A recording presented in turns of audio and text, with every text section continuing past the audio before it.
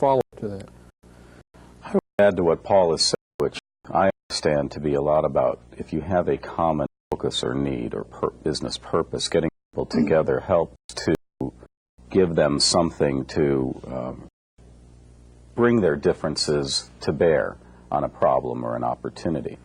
And I would say that one of the key things from a knowledge management perspective is to provide an environment that makes it safe for them to share what they know and their learnings and experiences regardless of what their competency level is. So often we facilitate or coach a company to facilitate simple learning sessions that may take 15 minutes, getting people together from different areas who have experienced similar things in the past and ask them a series of very simple questions about what did they learn when they did this before, and if they were going to do it again, what's the one thing you would do different? And in that way, providing that environment, you could nurture the sharing and allowing them to come together and contribute. See a terrific corollary to young people and having an environment which they can learn and share and have it be safe, and it works for grown-ups and businesses as well. Sure. Our next question comes to us from Cuyacan, Sinaloa, and if we may have the question, please.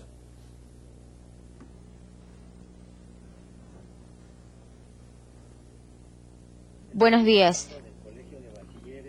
We're talking from Mexico to you, bringing a greeting to you. Within the team, the question is, within the team, how do you value the contribution of each individual? How can you value, how can you assess maybe? How can you gauge the contribution of each team member? Mm-hmm. Everyone wants recognition. Sure. Well, first of all, I believe that everybody has a personal, unique contribution that they have to bring to the table. In fact, one of the questions that I begin my session with is, if you had a fantasy job, regardless of what kind of money you would make, what would that be?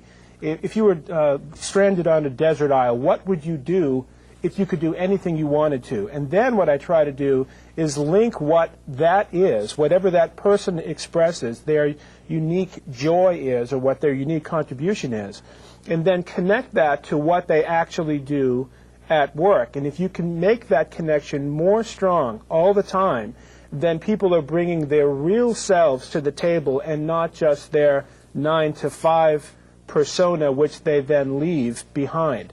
So the more people can share their real selves with each other, and this is one of the interesting things about using percussion instruments, it sort of helps to kind of break down the normal barriers between people. So when people really find out more about who they really are inside, not just this work persona, then there's an emotional connection there that really sparks more creativity. And that's really what it comes down to, is that all these different perspectives, these different competencies, when people can share those things, you get a greater sense of the whole. So not only are people inspired or are people filled with knowledge, but they really make the connection interpersonally as to how that they can communicate clearly to each other and how they can actually manifest what they're trying to do, how they can actually produce that product or provide that service so that it makes a difference to people who then really love that product or service. So that's what it comes down to really tapping into that personal, that deeply personal, unique contribution. Excellent. Thank you, Paul. Our next question comes to us from the Centro de Gestión y Investigación from Santo Domingo in the Dominican Republic.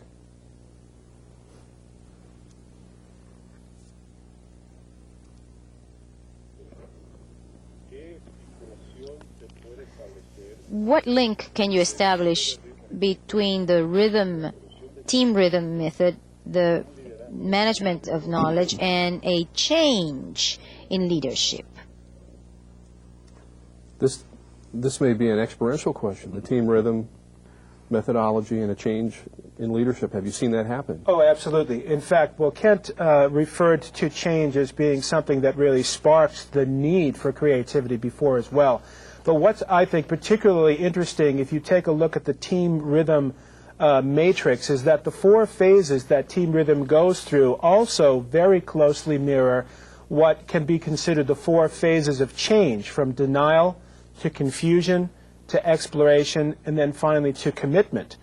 And so it's about that the progression of those phases that people come through. You know, at first you have something that's form, then you break up that form, then you explore a variety of possibilities, and finally you reach something that you probably didn't think of before. And it's really because people have shared all their unique possibilities together that you can come through that change. So the team rhythm model can really directly be applied to the phases of change. Can't follow up on this? Yes, I would add that the change itself presents an opportunity for people to revisit or go through these different stages. And I don't think they can help but go through them. And the more we use our knowledge and experience of going through these different stages in the past to help us understand maybe what we're about to go through, the more maybe we can move quickly through some of these stages, maybe the ones that aren't as helpful. But either way, the fact that we have to move through them, no matter what anyone does, every time there's a change, means that we could leverage our know-how and experience to help us be more effective as we go through the progression. And I think the leadership changes that we do see in organizations create an opportunity for us to take advantage of some new techniques and processes, because they let people know that no matter what we do, we have to keep moving and trying to keep improve, and nothing stays still. Movement forward. The next question comes from the Universidad Autónoma in La Paz, Baja Sur.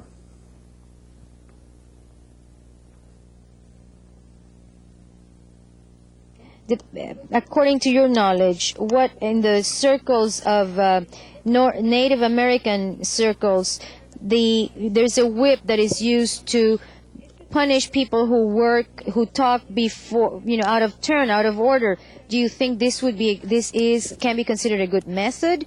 This whip that is used by the Native American communities, what can you say about that? Well, actually, the way I want to respond to that is, instead of talking about the whip, which I think is not very productive, is to talk about the talking stick, which also comes from the Native American traditions. And that is, in a sense, like the modern-day microphone. If you're holding the stick, then you get to talk, and you talk as long as you need to talk, and nobody interrupts you.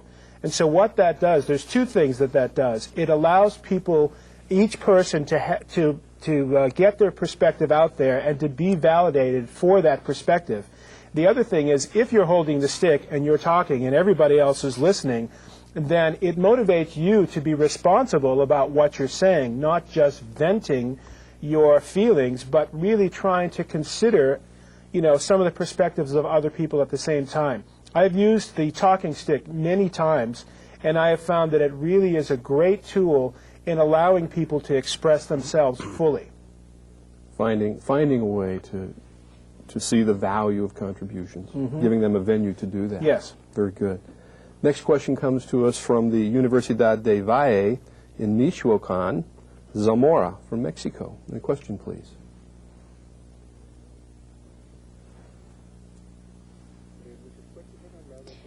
The experts have just mentioned about how to work with the team rhythms. Can you adjust a certain rhythm to a certain organization, for example, tango, waltz rhythms? Would this be applicable to a specific type of organization? How do these rhythms relate to the needs of the different organizations? Or do they relate at all? Wow, that's a great question. Esta pregunta es... It's a great question, Paul. Okay, yes. Well, yes, you can adapt those specific rhythms, particularly in places where people can relate to those rhythms. In fact, one of the wonderful things about doing this process is that you get a whole lot of people who, have experience with rhythm in one way or another, and they get an opportunity to actually show that.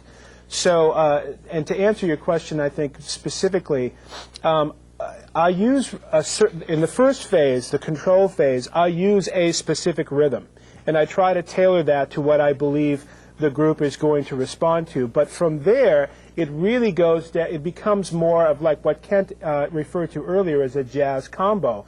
It's the combination of a certain amount of structure and a certain amount of spontaneity, and both of those things can exist at the same time.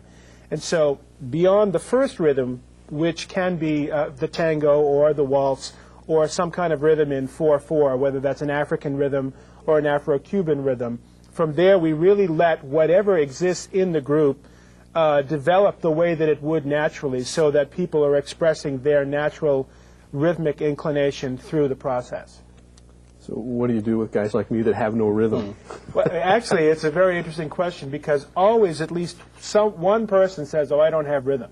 And I remind those people, you're breathing, you're walking, your heart's beating, and a lot of times, in fact, and I'd like to pick up these eggs one more time, is that people really can respond to this in a very simple but very direct way. I mean, rhythm is actually happening. I think that a lot of times people discover that they actually do have rhythm, and that they can connect in this way, and this is a really motivating type of experience. Good. Thank you very much, Paul. We have a fax question that comes to us today from the Federation Nacional in Medellin, Colombia, and the question is, how open are different corporate groups to your unconventional but experiential process? That's something that I have to deal with all the time, because at first there are people that are resistant to this type of experience. They think, well, this could probably be fun, but what does this really have to do with our organizational development? And usually what happens is, after that first phase, when we have a conversation about not only what happened musically, but then how that relates to their structure, what are the barriers that their structure imposes on them to high performance? What are the supports? Once they get a sense that what I'm really focusing on is their organizational process and not rhythm per se, then the resistance breaks down, and people do find that they get a lot of value out of this. Basically because it really fosters a very open conversation among people. Sometimes people say things that surprise some of their colleagues, for instance. Good. Thanks, Paul. Let's take a question now from Serviço Nacional in Porto Alegre, Brazil.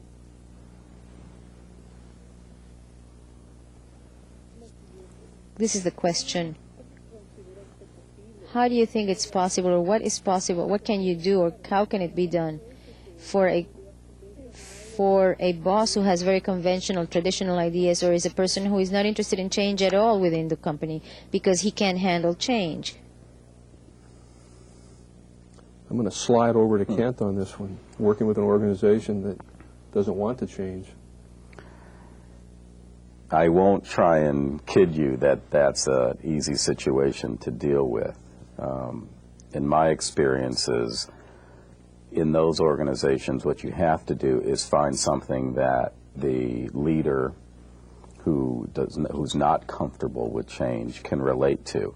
And again, getting back to this message you're hearing from us over and over again, is they may not want to change, but they probably do want to improve their performance. And if you can shift the conversation to one about performance improvement and not dwell on change, then that gets your foot in the door to try and make something happen.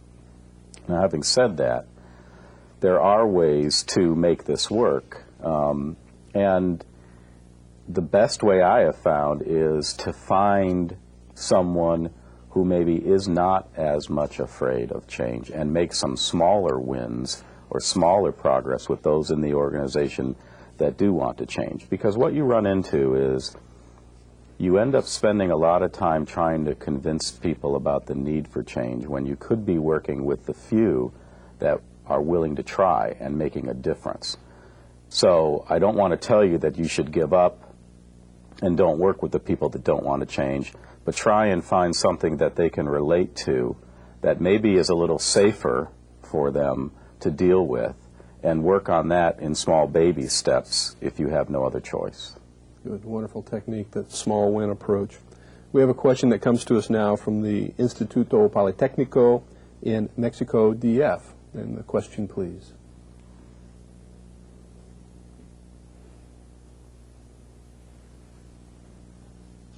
The question is, what kind of team is this method better for? Because we know there are different kinds of teams. So would this kind of technique be more appropriate for a musical group behind a soloist or a pianist, or does it apply to a football team where everybody has a different role and they have a goal to set to go toward? And there are other types of equipment teams like project, interdisciplinary teams, quality circle teams. What are the teams you would think this method would apply more, would be more applicable and more useful? Well, the way I would answer that is I think that my method works particularly well with intact teams. So in other words, not necessarily just project teams that have come together for a very short amount of time, because basically what the process is about is building trust. And the more people feel like there's a reason to build trust, then the more open they will be to do it. You know, if people have to work, if they know that they're going to be working together for a while, then they've got vested interest in developing that trust. Whereas if they have a short lifespan in terms of what their team is up to, then they may not invest as much of their emotional energy or their intellectual energy in that trust. But I have worked with a whole variety of teams, both intact teams as well, in fact, you know, intact teams, sort of short project work teams, and then even groups of individuals who don't work together at all. And what's interesting is that the different information that's shared, people understand, I think, they come to understand the value of sharing a whole variety of perspectives together and what they can gain from, you know, listening to all the different perspectives and how that affects them and then how that affects their team output. Your bio talked about some of America's, the United States rather, largest organizations you've worked with. Have you done anything with athletic organizations? No, I haven't done anything with athletic organizations. Okay. I have worked with schools. I have worked with some musical groups too, but not athletic organizations. I would like to, but I have found that athletic organizations seem to favor sports analogies, and this is not that. Okay, good, great question. Our next question comes to us from Seropex in Santo Domingo in the Dominican Republic.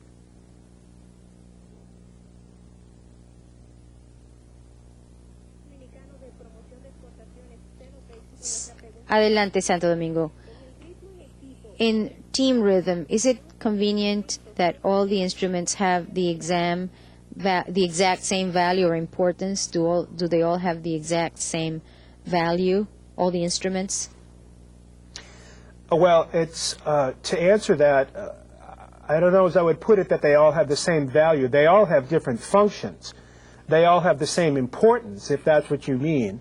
I mean, for instance, the bass drum, which holds the sort of musical foundation, is important, but people find that other people who are holding the function of the connective pulse, the people who are playing these eggs, for instance, that's just as important. And I have found that groups discover that it isn't just the big, loud instruments that can make a difference. I think what's particularly interesting is that it's the difference in sounds that become distinct. We use drums, shakers, metal, and wood sounds. So, you know, the metal sounds, for instance, stand out because they're different from the drum sounds.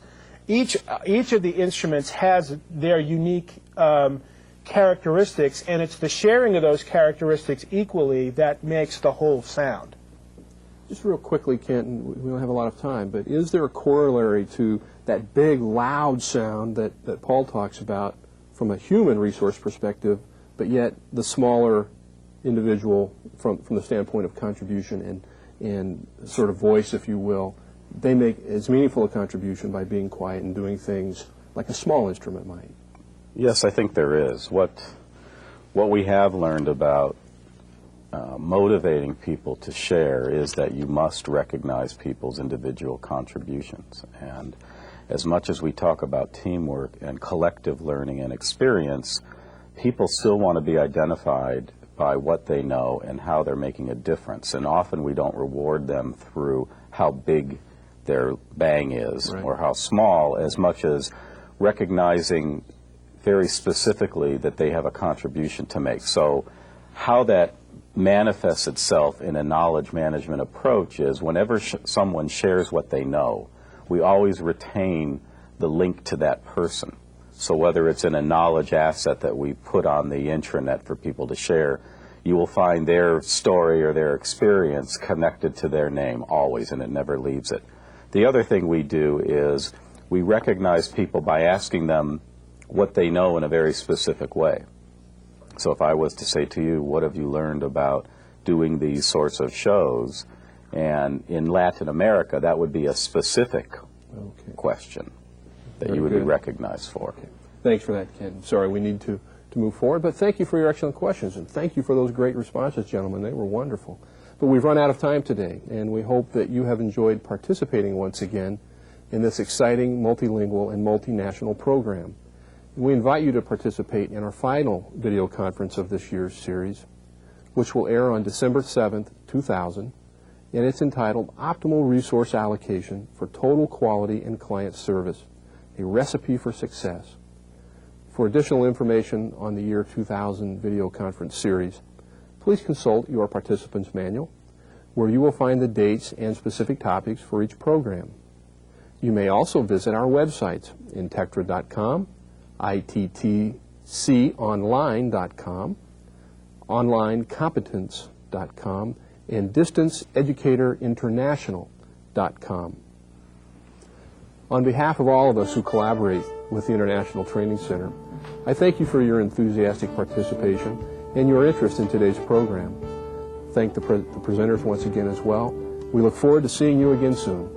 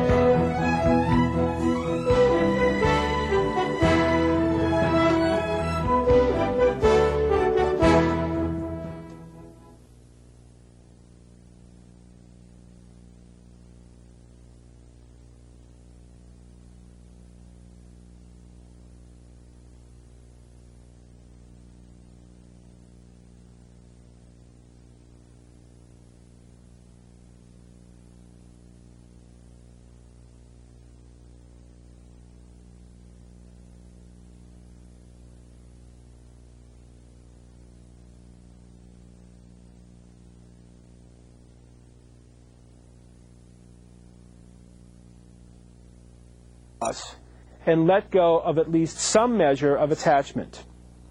Team members revisit their vision and explore previously unconsidered possibilities. The team process consciously includes the perspectives of various personalities and functions.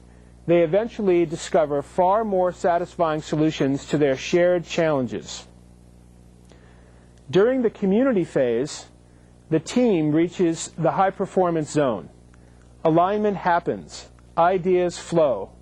Commitments are kept. Team members are compelled by the alchemy of clear vision, group intelligence, interpersonal trust, and the will to make the impossible happen. In Team Rhythm, I bring people through 4 musical phases that mirror Peck's 4 community building phases. Each of these phases has a unique set of instructions. After each phase, we talk about what happened musically. We take note of what worked well and what could be improved upon. Then we focus on their specific issues related to group dynamics. The first musical phase is characterized by control. I assign an instrument to each person and tell him or her exactly what to play. These instructions work for some people because the activity is completely orchestrated. They are clear what the vision or goal is, and they know what to do. Many people are pleasantly surprised by how good the group sounds. Other people feel restricted. Once they learn their parts, they want to improvise, but I've told them not to. They feel that the music holds together, but it needs to go somewhere. Some give in to the greater good at the expense of their individuality. It's always interesting to see who plays within the stated rules and who asserts themselves. Then we move on to talking about what control looks like in their organization. What is their prevailing leadership style? What conventions and behaviors does the company culture support? What organizational essence is passed along through storytelling? What aspects of an organization's legacy are better left behind? Phase 2 of the musical phases is chaos, and chaos differs from the first stage in that participants may now do whatever they want to. There are just a few exceptions. Participants may not talk or leave the room, and they may also try to take instruments away from each other. Some people have a ball with this phase. They experiment with everything they can get their hands on. It doesn't matter to them whether they experience a sense of connection with anyone else or not. Other people find this chaotic behavior quite disturbing. It offends their sense of order. Don't these other people know this is supposed to be a team-building exercise? They do whatever they can to establish some kind of connection with their colleagues. Other groups automatically fall into rhythm with each other. They avoid risk and change. Few people realize intuitively that order and spontaneity can exist at the same time. Then we explore the nature of chaos and change in their organization. Does quality or performance suffer in the face of rapid change? How do they reconcile their differences in leadership or communication styles? What are their supports or barriers for thinking creatively or taking risks? The third musical phase, silence, begins with all participants standing silently in a circle. I ask them to take some deep breaths. Then I take them through some guided imagery. Imagine that you are walking through a forest. There are all kinds of birds in this forest, from small to large. Some have sweet-sounding songs. Some are loud and squawky. At one point, you hear a silence, and in that silence, imagine that you make your own call.